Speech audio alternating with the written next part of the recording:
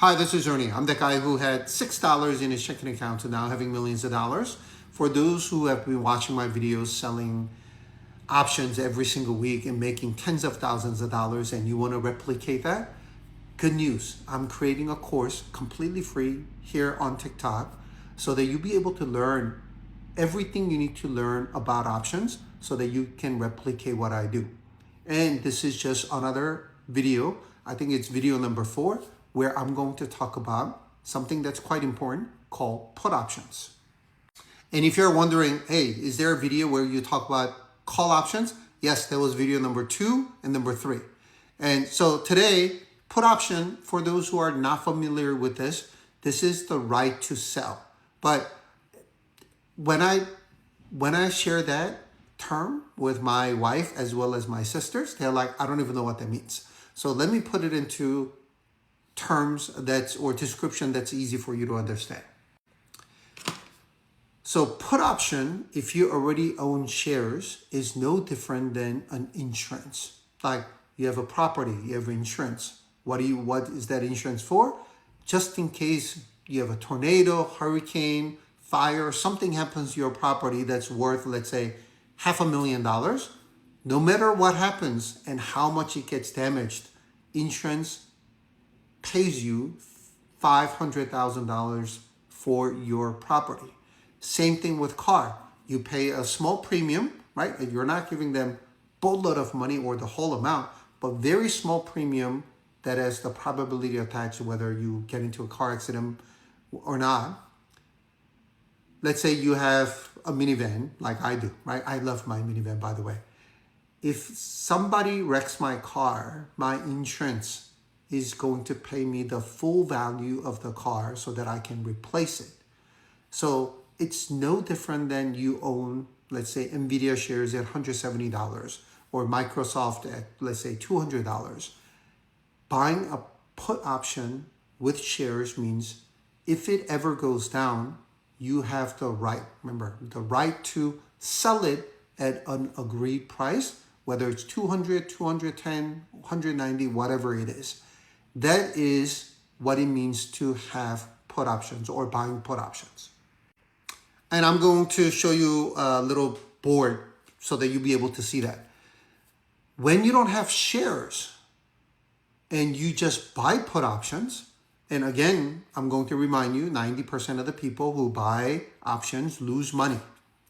And insurance, the same thing. If the price goes up and you're like, oh, I just wasted money because I did not use my insurance, works exactly the same way, right? People who buy options usually lose money. But people who buy options without shares, only way you make money is if the stock tanks. It's called a bearish bet, meaning you're hoping that stock will go down. I went to Nike stores, talked to their salespeople, and I was sure that Nike was going to go down.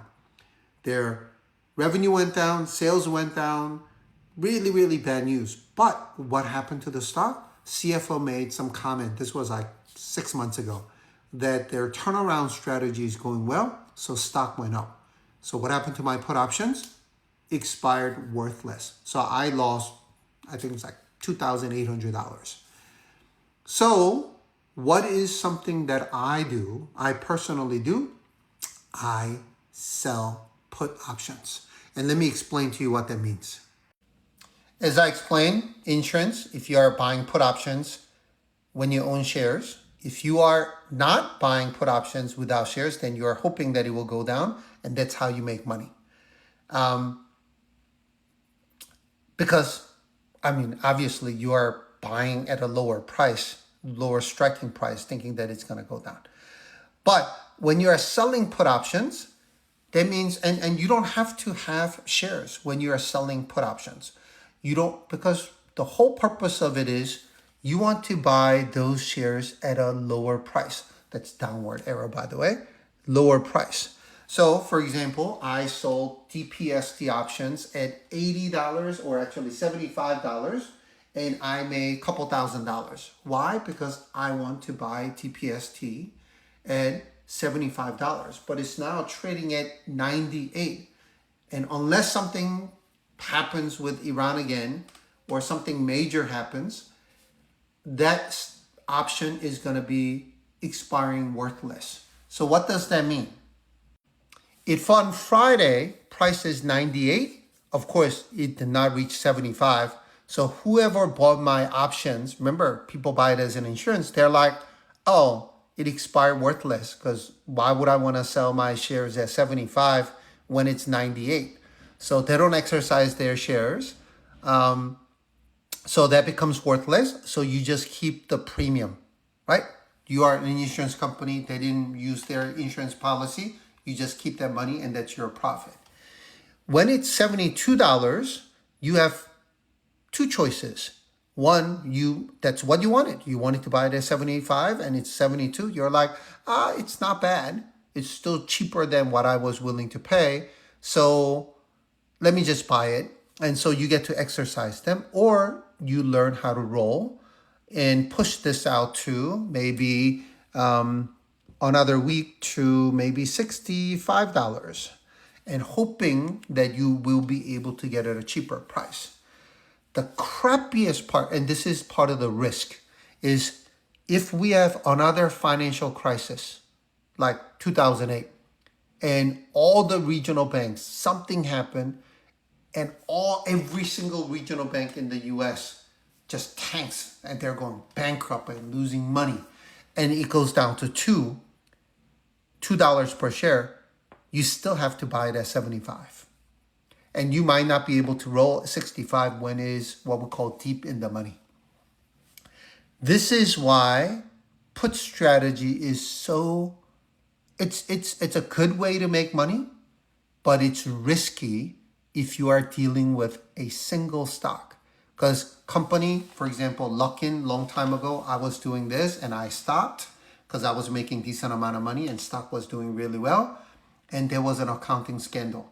It went from, I think it was like $40 or $50 to like 11. People who had sell puts, who sold puts lost a lot of money.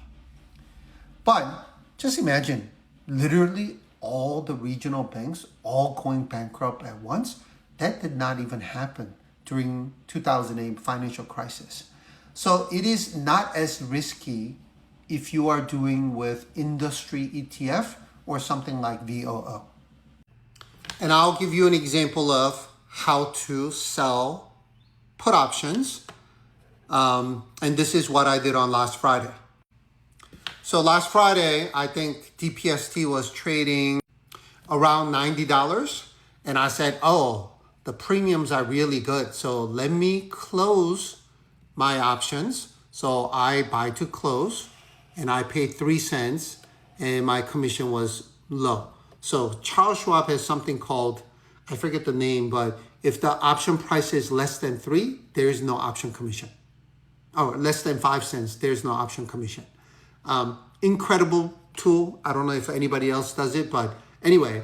And then what I did was I sold, knowing that it was so volatile and knowing how lucrative the premium was. I sold to open on last Friday at $75. Put, meaning I want to buy at $75. That DPST, 10 contracts. And I ended up receiving $1. So this is close to about 1.5% for a week. Pay small commission, and I ended up making over $1,000. And then because I spent that money, the net amount was $996.73. And as we speak, this is now trading at $100.37. So most likely this is going to expire. And what do? I do the same thing next week, probably at not 75, but at something cheaper, hoping that I might be able to acquire these at a cheaper price. So you can either continue to do it and just collect money, or you say, oh, you know what, this is cheap enough. I actually want this to get exercised and get it exercised. The downside is, for example, if I had sold it at $90 and if it got exercised, I'll be making $10 per share at the moment. Anyway, that is the summary of a put option. Hope this was useful. Thank you for watching.